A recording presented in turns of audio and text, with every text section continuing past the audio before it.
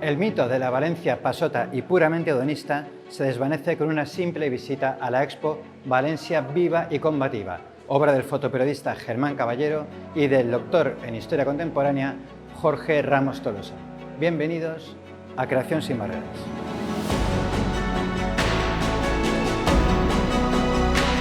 Pues nos encontramos una vez más en el claustro renacentista acompañados de Germán Caballero, el fotoperiodista Germán Caballero. ¿Qué tal, Germán? Muchas gracias por atender los micros de Creación sin Barreras.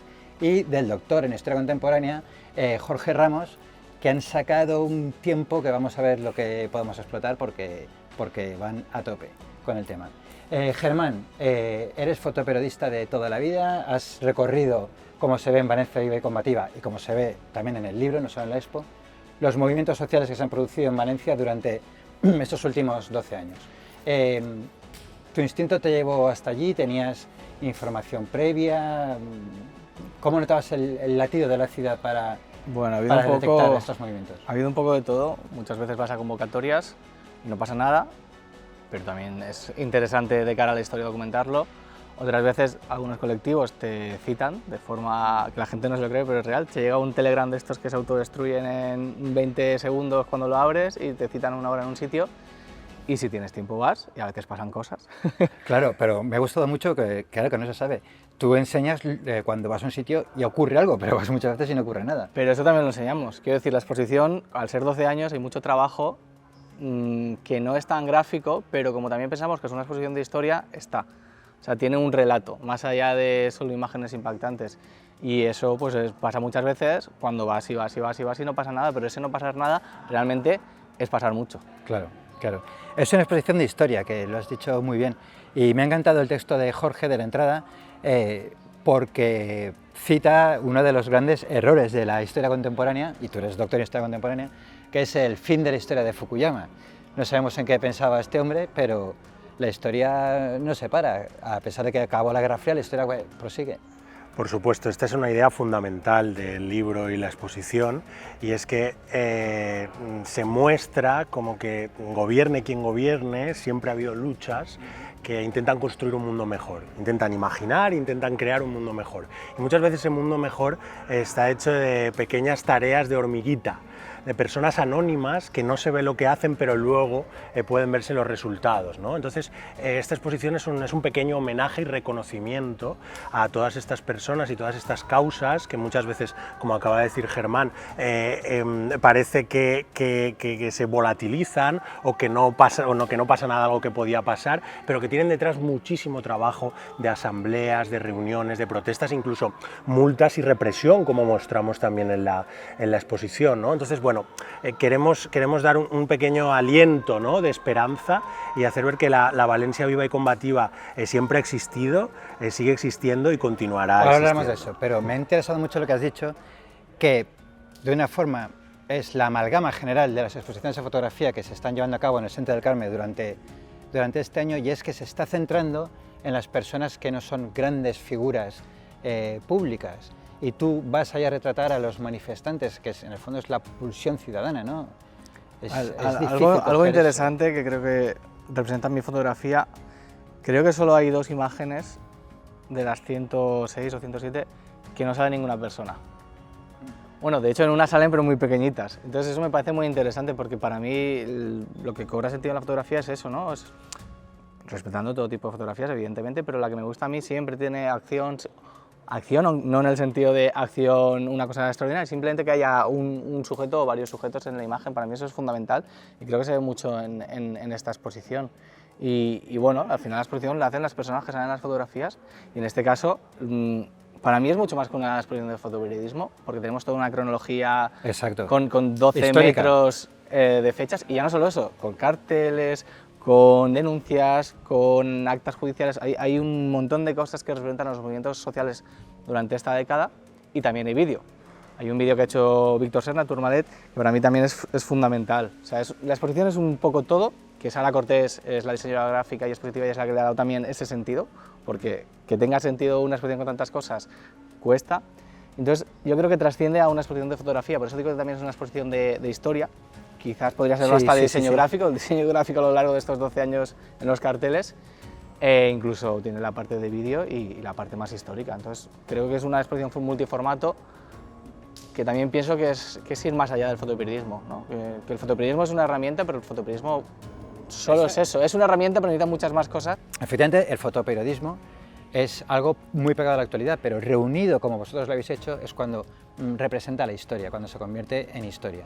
Hay imágenes icónicas como la Asociación de Víctimas de Metro, esa gran concentración que hubo y a partir de la cual se desencadenó el final del caso, de manifestaciones durante la pandemia, pero hay otras que lo son menos. Has conseguido combinar ahí cosas que están en el imaginario popular, como se suele decir, y cosas más desconocidas, ¿verdad? ¿Cuál es el criterio de selección? Lo hemos intentado, si lo hemos conseguido, yo te lo agradezco si crees que lo hemos conseguido. El criterio de selección fue complicado, primero fue un libro. El primer criterio de selección fue ahí, Jorge marcó unos temas con la editorial, con Sembra Llibres, y yo me sumergí todo un verano en 12 terabytes de fotografías para rescatar unas imágenes y finalmente hicimos una selección donde no primó solo el criterio estético, sino que primó también el criterio de representación y el criterio histórico. Y luego ya en esta exposición aún han caído más fotografías, también es verdad que hemos puesto nuevas de los últimos años y bueno, ha sido complicado, pero sobre todo eso, no ha sido solo un criterio estético, también ha sido un criterio de relato, histórico y de representación. Sí, fantástico, se ve ya en el hilo rojo que ponéis ahí, del que luego hablaremos. Habéis declarado ya que la Expo va en contra de, y yo lo he dicho en la intro, la Expo va en contra de esta visión de la Valencia Men in Food, que es una cosa que viene, vosotros decís que es a que a alguien le interesa instaurar, que responde a una serie de intereses. ¿Qué intereses son? Porque es un tópico que viene, que yo recuerdo hasta a mis abuelos hablar de eso. Sí, es un tópico que como mínimo se retrotrae a las primeras décadas del siglo XX, ¿no? Incluso el llamado Levante feliz, ¿no? Basado muchas veces de manera injusta, ¿no?, en la obra de Blasco Ibáñez. Y lo cierto es que tanto ya en esa época como antes, precisamente tenemos un aniversario, ¿no?, de muchas huelgas, ¿no?, de mujeres, desfiladores, por ejemplo, las hilanderas, ¿no?, en Belluters, y muchísimas épocas que sacamos en el libro de la Valencia que volcaba los tranvías, ¿no?, como manera de manifestación y de huelga a principios de la década a principios del siglo XX.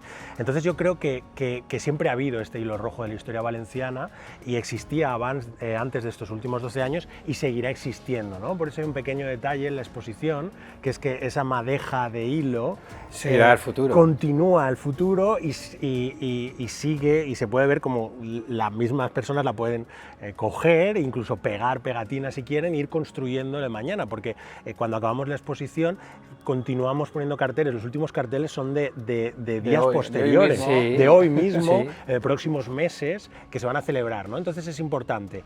La historia no ha acabado, la historia sigue en marcha y la hacen los pueblos. Vale, pero ¿por qué se queda ese tópico valenciano? Bueno, porque fíjate, estás contando movimientos de principios del siglo XX y si nos ponemos a mirar hay muchos por supuesto, de antes del siglo XX. Solo por mostrar de los más recientes de los últimos años. Hasta las Germanías, imagínate. Por supuesto. ¿Por qué tenemos esta...? Aquí? Bueno, ese tópico efectivamente... Porque los valencianos somos quizá los primeros que lo hemos comprado. Sí, claro. Ahí es a donde iba. Los mecanismos de opresión, esto ya está estudiado y novelísticamente de manera magnífica, ¿no?, desde el siglo XIX al menos, con La cabaña del tío Tom. ¿No? La cabaña del tío Tom precisamente hablaba del esclavo satisfecho. Y esto está pasando ahora también, o sea, muchas ideologías políticas, partidos que utilizan como escudo, que convencen a personas oprimidas o discriminadas para decir, no, aquí no hay opresión o no hay este problema porque hay personas de esa identidad que también lo compran o que también lo aceptan o que nos apoyan o representan, ¿no? Pues la cuestión con la identidad valenciana igual, es una identidad muy compleja, pero desde fuera han intentado desproveer de nuestra identidad, por ejemplo, con el mismo concepto de Levante, ¿no? Porque vamos, el Levante, si estamos hablando del Levante español, el Levante español sería, si acaso, las Islas Baleares, no el territorio donde estamos, ¿no? Entonces, claro, es una dinámica más que se intenta, sobre todo desde el centralismo de Madrid y desde las élites económicas y algunas élites políticas, desproveer de identidad y de carácter de lucha y reivindicativo, ¿no? Porque lo que se quiere es que sea un pueblo dormido, que sea un pueblo que no protesta, y eso es lo que intentamos y mostramos claramente romper. Nunca se ha conseguido. Me ha gustado lo del esclavo feliz, porque se puede quizás pasar al lado del poder, ¿no? Al lado de la corrupción. Cuando se llegó a justificar la corrupción, cuando él decía, a ver, si tú estuvieras ahí también lo harías. Es una pena que estas cosas se hayan calado tanto, ¿no? Sí, perdona, o el tópico terrible de que la corrupción es como la paella, en Valencia como en ningún sitio, no sé si lo oíais, pero ¿no? eso sí que está totalmente... Sí, pero yo pienso que esto que dices tú, afortunadamente en la última década se ha superado. O sea, y ese discurso ya no se escucha tanto. Antes era una cosa generalizada y ahora a la gente la corrupción le cabrea porque ha sido algo literalmente que han convertido en sistémico los que representaban ese sistema. Y afortunadamente esta década, quizás a partir del 15M, se ha ido deconstruyendo eso, se ha roto el bipartidismo y han entrado otras fuerzas políticas, otros elementos también en los movimientos sociales que han hecho que la gente no aguante ya, creo yo, a esos niveles la corrupción. Quizás ahora estamos entrando en otro ciclo político y todo esto vuelve a estar a la palestra, lo estamos viendo con subidas masivas de sueldos de nuevos alcaldes. De cargos públicos. Pero bueno, ahí estará la calle, lo tengo clarísimo. O sea, porque aunque quizás hayamos superado un ciclo político, está muy reciente. Y la gente no... Y encima hoy en día, no soy historiador, pero pienso que fluye todo muchísimo y va a toda una velocidad espectacular. Entonces... pueden estar subiéndose los sueldos ahora y quizás dentro de 2 años estemos en un ciclo político con movilizaciones masivas en contra de ciertas políticas que no benefician a las personas. Quizás en un futuro los ciclos políticos no son de 4 años, son de menos, porque la velocidad que vamos igual hay que recortar. Habéis puesto el 15M como punto de partida, fue muy popular, pero fijaos, comentábamos un off the record, Jorge y yo, que el monolito, que es el monolito que había en la plaza de Ayuntamiento recordando el 15M, pues va a dejar de existir. La nueva alcaldesa de Valencia lo va a eliminar. ¿Qué huellas deja el 15M según tu perspectiva, según vuestra perspectiva, tanto tiempo después y ahora que hemos entrado en una nueva etapa? Una cosa antes de que hable Jorge, el monolito que está presente en el vídeo de esta exposición, para nosotros la memoria es importante y aunque quieran borrar la memoria no la borraron en su momento, nunca les ha gustado la memoria, no la van a borrar ahora. Y en nuestra exposición está el monolito y el monolito está en el imaginario colectivo valenciano. Sí, efectivamente, el monolito de hecho no solo habla del 15M. La foto principal es del 15M y se instaló, lo sé porque fui el autor del texto, se instaló porque se hizo una exposición en la Plaza del Ayuntamiento de Valencia, Plaza del 15M, en su 10º aniversario, y ha sido durante años el único elemento de memoria pública respecto a las luchas populares y los movimientos sociales. Exacto, y que casi pasaban bastante desapercibido. Claro, entonces tiene mucho que ver con nuestra exposición, ¿no? Germán y yo, y Sara Cortés y Víctor Serna, que también están en este proyecto, reivindicamos que los movimientos sociales y las luchas populares son fundamentales para la democracia y son claves para construir una sociedad valenciana y un mundo mejor en general. Y por eso también la memoria democrática debe incluir a los movimientos sociales. Entonces es un ejercicio, esta exposición y el monolito, aunque lo retiren, seguirá habiendo esa lucha popular y seguirá habiendo ese espasmo continuamente y ese arraigo, ¿no? Porque lo que da arraigo a las luchas, a las reivindicaciones, son estos movimientos. En todos los barrios hay un movimiento por derecho a la vivienda, en todos los barrios hay movimientos feministas. Entonces, y de hecho, más activos, por cierto, que en los primeros años que empezó. Efectivamente, quizá por eso es elegido el 15M como punto de inflexión. Porque fue quizá un motor que ha sido lo que ha llevado. Por supuesto, fue fundamental. La Brevedad Valenciana, como el inicio de este ciclo político que ha durado más de una década. Cambió el tablero político, el 15M y la Primavera Valenciana, e introdujeron muchas ideas que después son de sentido común, ¿no? Es decir, la crítica al bipartidismo, el feminismo, el feminismo, la consideración de que no somos, como decía el eslogan, ¿no? No somos mercancía en manos de políticos y políticas y banqueros y banqueras, ¿no? Que que hay un poder popular que puede construir la democracia día a día, que la democracia no es solo votar cada 4 años, ¿no? que la democracia precisamente consiste en poder construir desde abajo muchísimos elementos y que la economía, el capitalismo tiene secuestrada en muchos sentidos la democracia y la soberanía popular, ¿no? Entonces esta es una idea fundamental para entender la sociedad, entender la política, y la puso en el centro en el 15M, que a veces son ideas que tardan años, ¿no? Por ejemplo, como mostramos en la misma exposición, en el mismo 2011 hubo elecciones y no cambió, ¿no? No cambió. Hilando con lo que dice Jorge y con lo que dice Paola Larco en el vídeo, parece que no, pero el día a día las semillas que vamos lanzando siembran, quizás no a corto plazo, pero sí a medio plazo o a largo plazo. Y como dice también Paola, que la gente no se conforme. Efectivamente, no nos conformemos.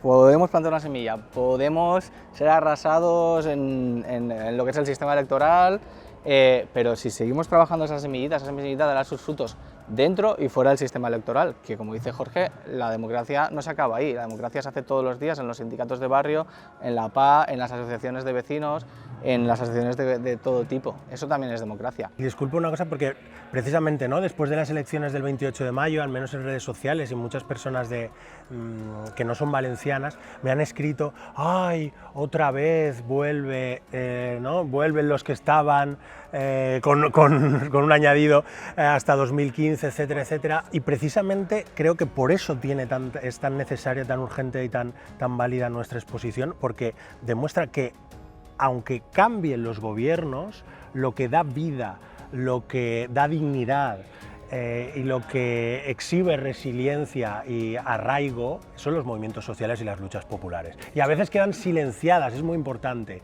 quedan silenciadas muchas veces. Ahí el papel recae en los medios de comunicación, sin duda. Pero de hecho es importante subrayar que no solo es el 15M, no solo es el feminismo, sino que durante los últimos años de gobiernos de izquierdas en la Comunidad Valenciana se han seguido, y en España se han seguido produciendo estas manifestaciones. La gente no se ha dormido ni se conforma. Hay que espabilar, ¿no?, a los de arriba. Incluso en la pandemia, como reflejamos en Bueno, en la pandemia, claro, todo lo que hubo en la pandemia fue tremendo. Desde los Cayetanos de Madrid hasta los sanitarios. Sí, pero aún así, por ejemplo, los riders aquí en Valencia se organizaron y repartieron material, mascarillas y todo tipo de cosas entre los que estaban trabajando. Quiero decir que siempre ha habido un trabajo de calle y seguirá habiéndolo. Y por mucho que quieran borrar la memoria no la borraron antes, no la borrarán ahora. Ni la borrarán nunca, es imposible. Podrán quitar un monolito, podrán dejar de abrir una fosa, pero la memoria va a seguir ahí y va a seguir habiendo gente que luche porque la memoria se conozca. Sin duda. Y antes había menos medios y no lo han conseguido borrar, y ahora con todos los medios que hay es imposible. Eso también hilando con lo que tú has dicho de los medios de comunicación. Los medios de comunicación, para bien o para mal, hoy en día no tienen la fuerza para silenciar que tenían antes, porque hay 1000 formas de llegar a la gente, 1000 formas de aparecer. Los medios de comunicación son fundamentales desde mi punto de vista para la democracia, pero los mismos medios de comunicación también tienen responsabilidad en muchas cosas negativas de la democracia. Lo bueno de hoy en día, que puedes llegar a la gente sin necesidad de un medio de comunicación masivo. La supersegmentación y la cosa mala un poco que tiene eso, el reverso tenebroso, es cuando alguien acude a un medio donde sabe que va a estar de acuerdo. Y ahí quizás se acaba el diálogo que necesitamos siempre, ¿no? y que es lo que va en contra de la polarización que estamos atravesando, ¿verdad? Totalmente. Hay que escuchar al otro. Totalmente. Y yo creo que es muy importante también, y en esta exposición lo mostramos, que las personas y la sociedad, el pueblo, es protagonista de su destino. Eso es lo más importante. Es protagonista de su destino y se construye día a día desde abajo muchas veces.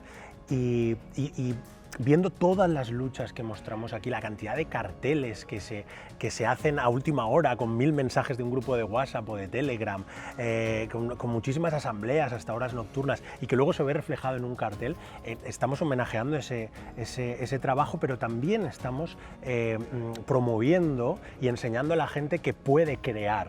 La vida es crear, la riqueza es crear y compartir, ¿no? Entonces, yo creo que es un homenaje y sí, a la vez un ejemplo para el presente y para el futuro. Un estímulo para las personas que quieran cambiar cosas, aunque sea en su propio barrio o en su propia manzana donde viven, pues que se acerquen al Centro del Carme, que visiten Valencia Viva y Combativa, y yo creo que se llevarán fuerza y moral y aprendizaje, principalmente para intentar cambiar las cosas que les parezcan necesarias. Germán, Jorge, muchísimas gracias, no sé si queréis añadir algo más y si queréis lo hacemos en off the record porque nos quedamos sin tiempo. Así que muchísimas gracias de nuevo y nos vemos en la próxima edición de Creación sin Barreras. Hasta entonces.